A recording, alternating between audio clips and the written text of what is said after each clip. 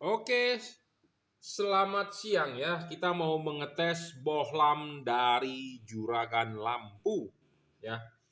Nah, kita mau ngetes apanya sih yang kali ini dites? Yang kali ini dites adalah kipas ya, karena kipas itu adalah nyawanya dari LED. Kenapa saya bilang nyawa dari LED? Karena kipas ini berhubungan dengan namanya pendinginan. LED itu butuh dingin, tetapi pas dia dinyalakan dia menghasilkan panas. Ya, LED itu butuh dingin, tetapi dinyalakan dia panas dan dia ditaruh di ruangan mesin. Anda tahu dong ruangan mesin itu panas. Jadi artinya dia butuh pendinginan, dia ada kipas buat mendinginkan badannya dia, tetapi lingkungan sekitarnya panas, jadi ditiupkannya angin panas. Nah, makanya kipas ini penting, tetapi tidak selamanya di ruangan mesin kan panas ya. Kalau mobil jalan kan dia ruangan mesin akan ketemu angin yang baru ya di depan. Jadi tidak panas ya. Nah, makanya ini ada hubungan dengan putaran kipas. Kipas berputar makin kencang makin bagus. Sama seperti Anda, kalau Anda panas Anda nyalakan kipas angin, Anda nyalakan tombol 1 nggak kerasa, nyalakan tombol 2 agak ini, 3 lebih kencang. Sama seperti Anda nyalain AC mobil juga kan kipasnya dikencangin ya, kipas dikencangin supaya angin dinginnya lebih cepat. Tapi memang kalau di AC ada dua setelan. Satu setelan suhu adalah satu setelan kecepatan kipas. Tapi yang kita mau bahas di sini adalah kecepatan kipas gitu ya. Pokoknya intinya kipas putarannya makin kencang, makin cepat. Pendinginannya makin bagus ya, seperti itu. Karena speednya kan kencang. Nah, yang menjadi masalah adalah banyak ya mendeskripsikan RPM kipasnya tinggi-tinggi, 20.000 RPM, 12.000 RPM, ya 10.000 RPM, ini itu. Ternyata ya, benar atau tidak? Ya, kita udah sering kan spesifikasi seperti Anda membaca spesifikasi deskripsi gede-gede bro, bagus-bagus bro ya. Anda beli di Shopee, beli di Tokopedia, di Bukalapak, semua deskripsi ditulis bagus-bagus.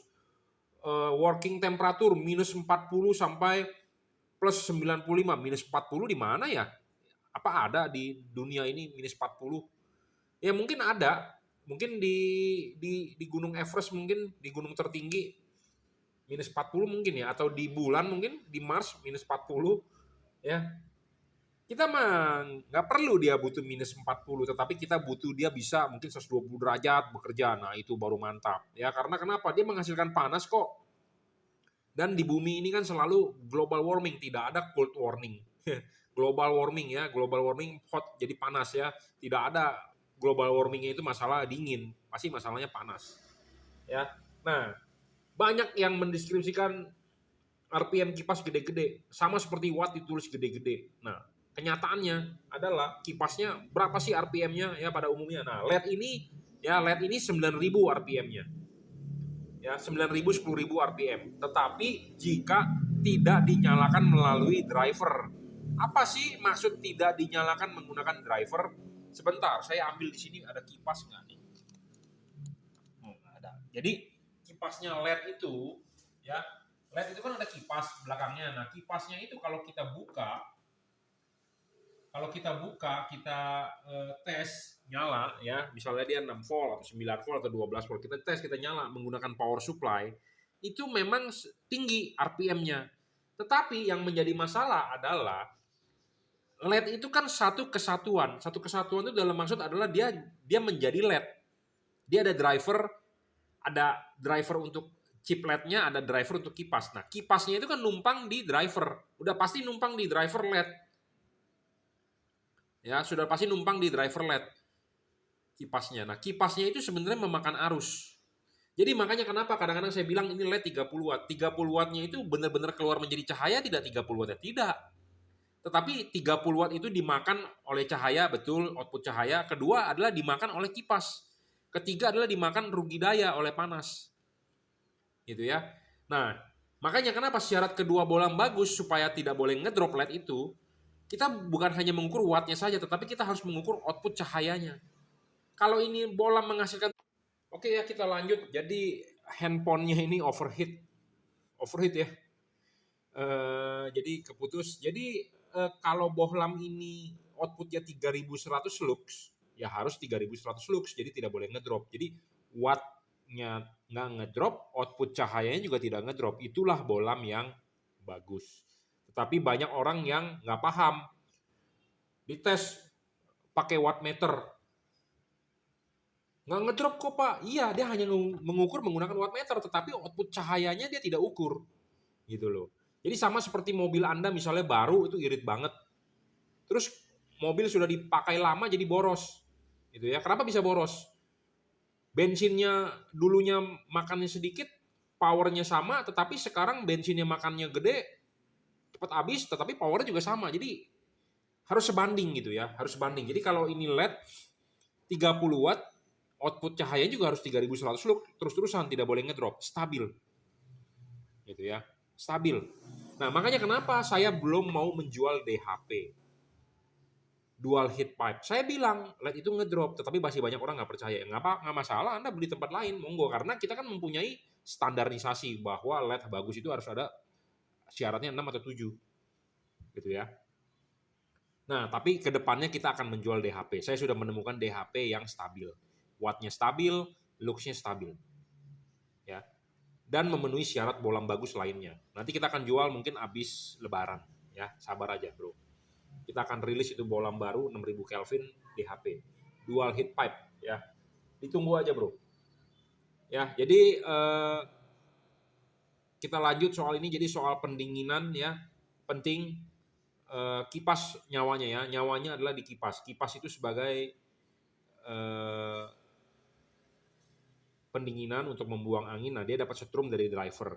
Nah, dari driver itu dia dapat tidak maksimal ya, tidak maksimal. Jadi makanya putaran RPM-nya nggak kenceng bro. Putaran RPM-nya nggak kenceng gitu ya. Nah, ini kita nyalakan ya. Nah, kita di sini ada alat yang namanya takometer untuk mengukur dia punya kecepatan kipas ya.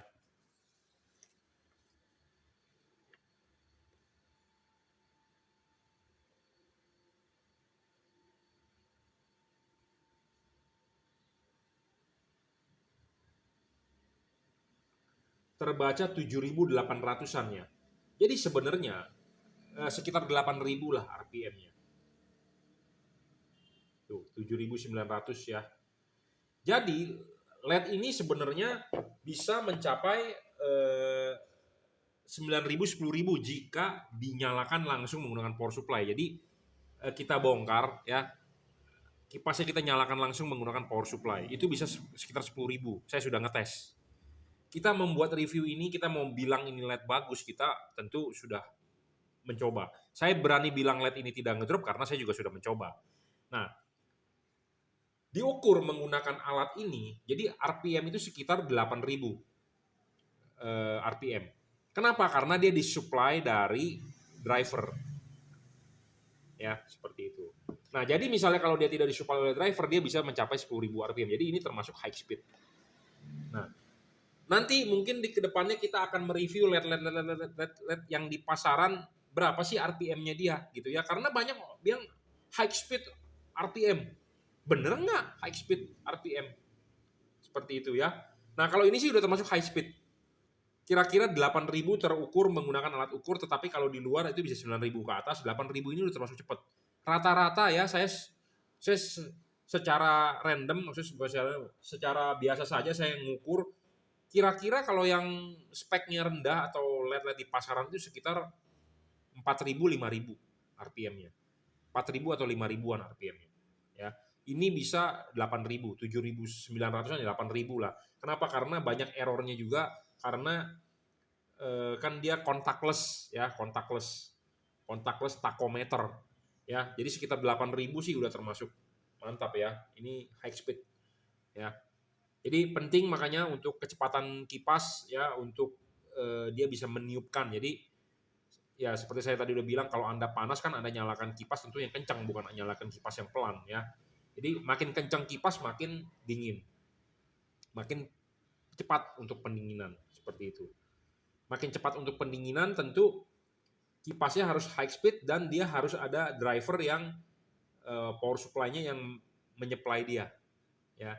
Dan sampai saat ini sih saya belum pernah menemukan kipas yang adjustable. Adjustable ini dalam arti waktu dingin dia pelan, waktu panas dia kencang, enggak, semua satu speed ya, kencang segitu aja, ya, kencang segitu aja. Ini mencapai 8.000 RPM. Ya, ada yang mengklaim mendeskripsikan kipas anginnya gua punya LED-nya bisa 12.000 RPM. Nah, itu perlu dipertanyakan, ya. Perlu dipertanyakan kenapa bener nggak segitu gitu loh.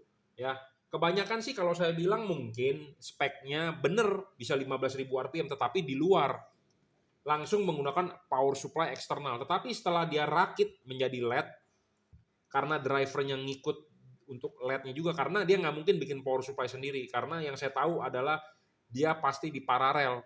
Nah, kalau di paralel, jadi paralel begini, kalau chipnya ini 6 volt mainnya, pasti ini kipas 6 volt. Kalau ini chipnya 9 volt, dia main di 9 volt. Jadi dia nggak mungkin bikin dual power supply. Jadi kalau LED-nya main di 12, dia pasti di 12. Jadi power supply-nya itu nebeng. Nah, nebeng itu adalah arus dari driver yang untuk power supply untuk LED dipakai juga untuk kipas. Nah, kalau kipasnya wattnya gede, kenceng, tentu power dari cahayanya menurun. Pasti dong, karena drivernya kan satu. Ya, karena dia sharing, karena kan saya udah bilang paralel. Ya, kenapa saya bisa ngomong begini? Karena saya dulunya tukang bongkar LED. Jadi saya tahu, saya pelajari. Dan kebetulan saya juga lulusan dari teknik elektro. Jadi kita ngecek itu udah biasa, udah tahu. Kalau Anda tahu saya 2-3 tahun yang lalu kan saya bongkar chip Cree XHP untuk dibikin drivernya untuk mobil saya sendiri, waktu itu Expander 2018 tuh. 2018 ke 2022 aja udah 4 tahun ya. Berarti di 4 tahun yang lalu tuh saya beli Expander 2018, saya udah ngoprek LED. Jadi udah 4 tahun tuh. Anda bisa nonton di video saya 4 tahun yang lalu mengenai saya membuat driver, bagaimana membuat LED ini full power. Jadi ada driver untuk low beam, driver untuk high beam sendiri, dan driver untuk kipas. Ada 3 drivernya. Nah, sedangkan kan LED ini compact. Walaupun dia ada driver eksternal, drivernya kan kecil.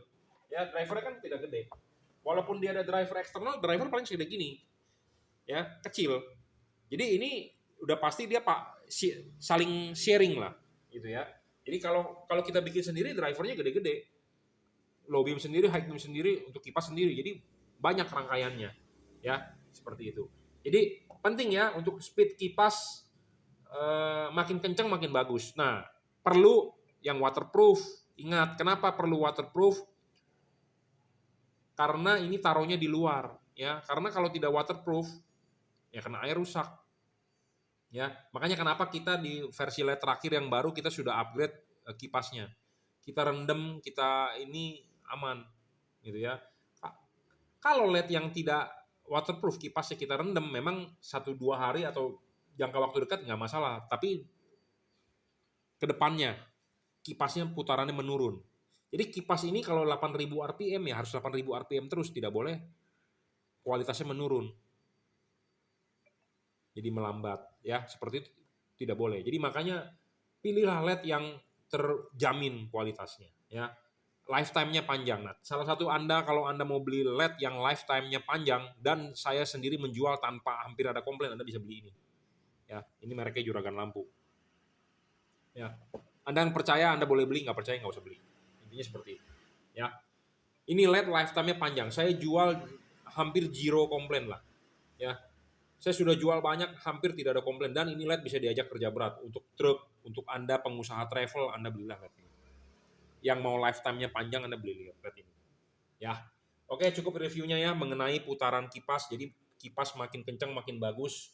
Makin stabil putarannya, tidak ngedrop juga, itu makin bagus. Ya,